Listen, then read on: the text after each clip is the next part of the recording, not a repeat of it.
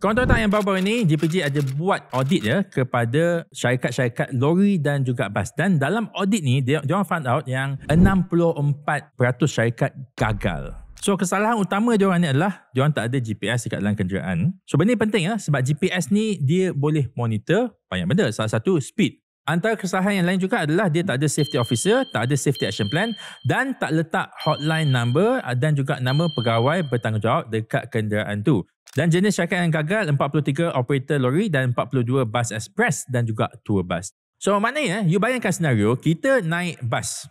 Driver dah drive lebih daripada 8 jam, tak ada rest. GPS tak ada, nombor telefon pegawai safety pun tak ada, kita minta dia tak nak bagi. Siap ada dalam video kat TikTok baru-baru ni, driver tu kena marah, kena maki hamun dengan penumpang sebab penumpang ni dia bersemangat sikit lah, dia takut lah dah banyak kes-kes kematian di jalan raya. And ada pula orang cakap janji sampai selamat je, tak kisahlah tak ada GPS ke, tak ada apa ke. Tapi korang fikirlah betul-betul. Mereka ni bermain dengan nyawa. Kenapa saya kata bermain? Sebab mereka tidak bersikap profesional. So apakah tindakan yang JPJ boleh ambil? Of course lah, lesen syarikat ni boleh digantung ataupun dibatalkan. Tetapi I don't think enough is being done lah.